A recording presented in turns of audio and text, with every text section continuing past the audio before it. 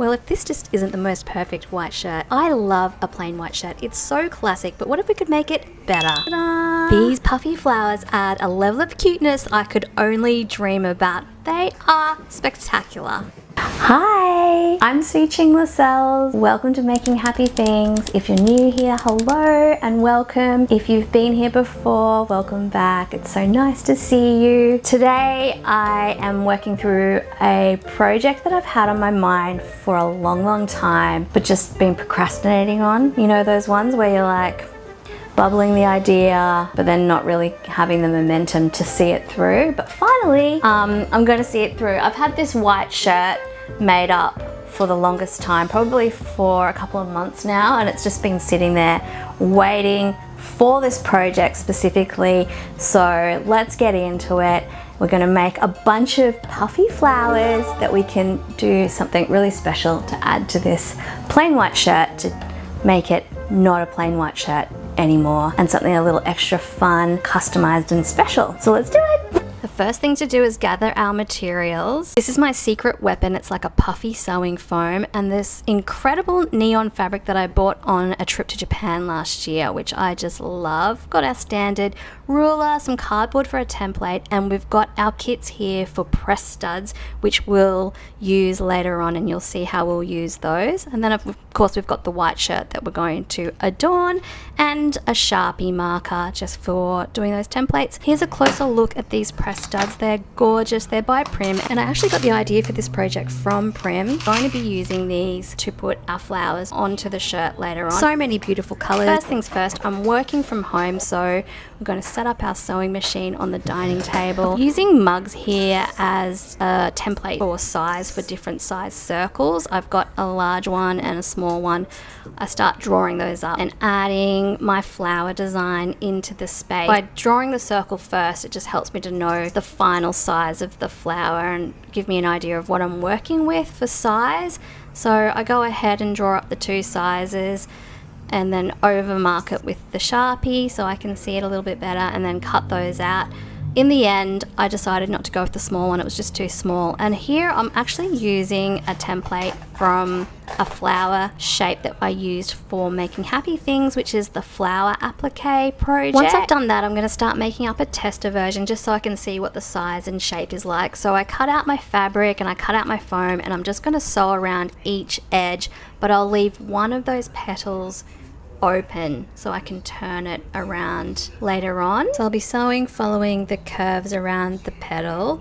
You sandwich right sides together, fabric with the foam underneath. This is me sewing sped up, and here it is in real time. You can see it is slow going. You've got to be careful getting around those curves, but it gets faster as you go. So now I'm just giving those outside seam allowances a little bit of a trim, which will make it easier to turn right side out. I use my Sharpie to help me push the curves out, and you'll see here that I actually sewed around the edges so it shut, and I'm giving it a little test on my shirt what it might look like with the press stud.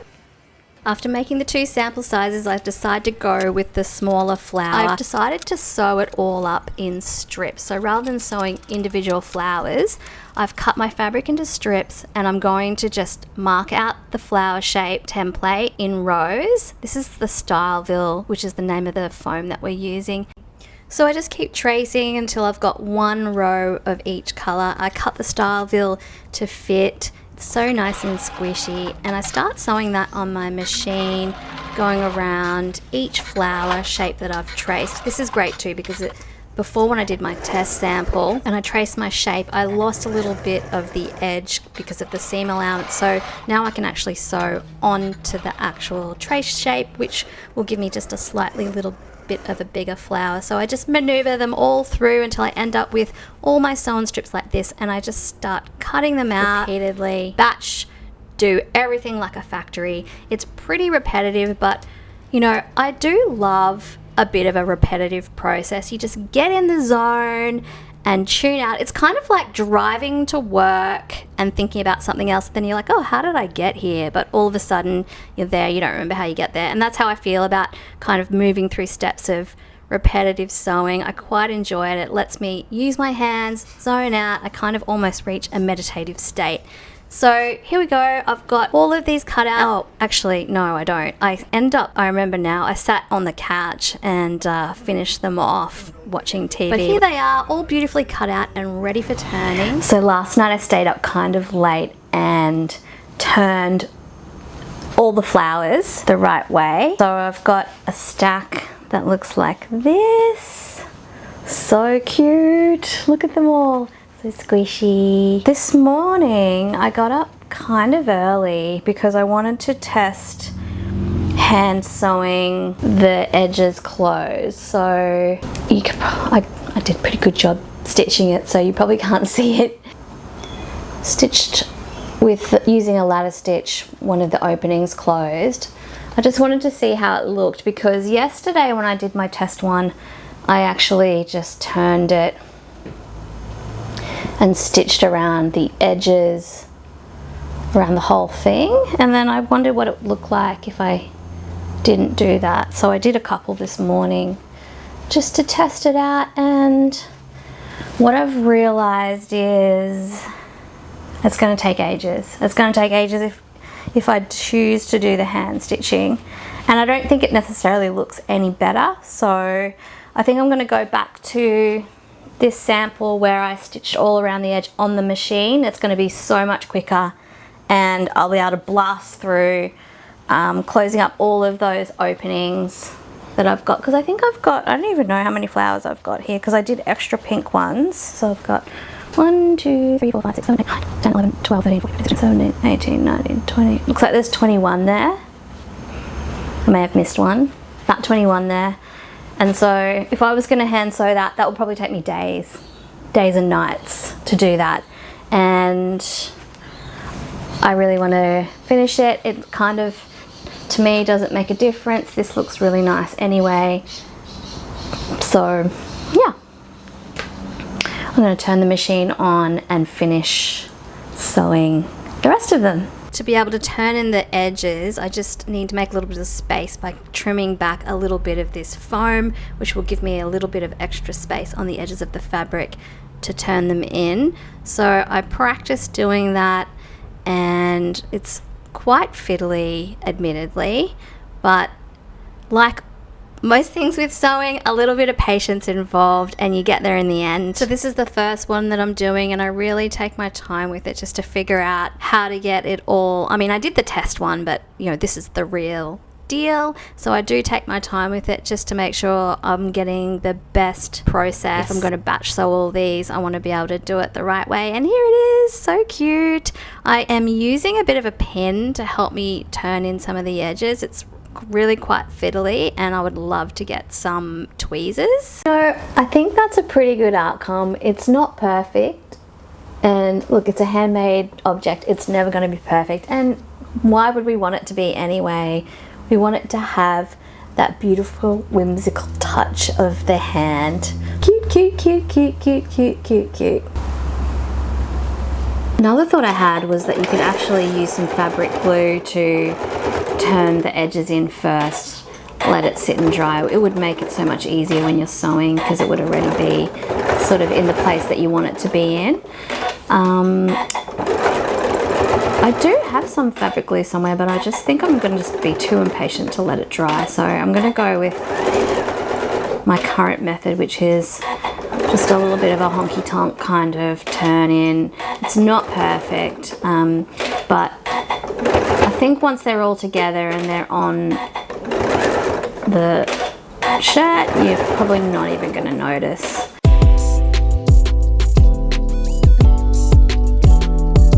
I managed to find some tweezers in the bathroom cabinet. Yay! It's just going to make the job so much easier turning in those tiny little edges around the curve. I mean, I could use my sausage fingers to do it, but it does really make the job so much easier. So I'm so happy that I found that. Usually I would like to have a pair of tweezers that has got like the bent end. I'm not sure if you have seen it. They usually come with your overlocker if you've got an overlocker. But these are better than nothing. I was using just the end of this thick pin before. Can you see that? But now I've got my tweezers on the job. So yeah, much better. Here we go. So I've just used it to turn those little edges in, ready to sew, and I'm just turning them. I'm sewing and turning as I go. Because it goes around the curve, it's not perfect. It gets a little bit jaggedy in some areas. It's working like a charm.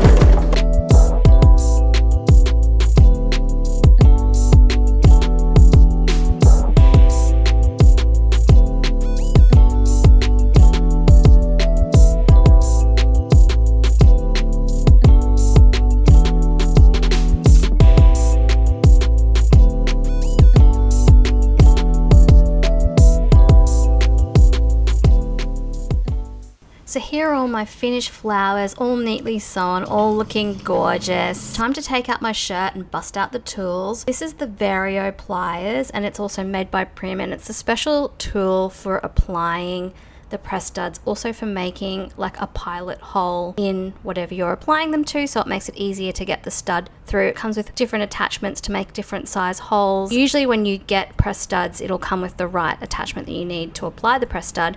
I'm just doing a little test one here on a scrap of fabric just to make sure I know what I'm doing. I'm not going in blind. It's been a little while since I've used it, so always a good idea to do a test. I get that all figured out and it all works fine. So it's time to get on to the real project, which is the super exciting part because we're on the home straight now. All the hard work's behind us. I start thinking about, you know, little colors that we can use for the centers of each flower. There's so many beautiful colors to work with, but I tend to stick to most of the bright primary colors, and I'm just going to go ahead and make a pilot hole through the center of each of the flowers just so I can push the press stud through the fitting through. So each press stud has like a male and a female side so that it can partner up together. I figure out that I'm going to put the more bumpy one on the flowers and keep the more smoother side on the shirt, so that if I do decide to wear the shirt later on without the flowers attached, it's smoother. So I've marked out the center and I just go ahead and push that through, and it makes a beautiful neat little hole, and I repeat the process on all of the flowers. And then I also do it on the shirt as well, where I've marked out where I want all my flowers to go with a pen, and then I just start making the holes with the hole attachment on the pliers. I switch out the attachment now so that it's the right one to use with the press studs, and I go ahead and start pressing those on just like magic. This tool is fabulous. The press studs feel so secure, and obviously the colors are wonderful, and also the size of the press stud itself, because you can get different sizes, but this is a really good size. It's not too small, so it has a little bit of an impact for the center of the flower. They look so cute, all done. Look at that.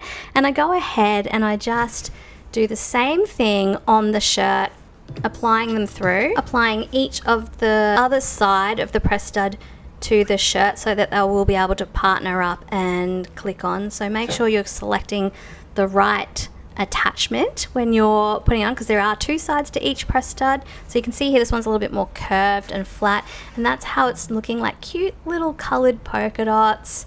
So sweet. And I just hang it up and just admire my handiwork and think about if I was to wear it without the flowers, how it would look. And I think it's super sweet. I think you definitely just wear it as a sweet little textured polka dot shirt. But for the super fun part, we go ahead now and apply all the flowers. It's so magic. Look at this.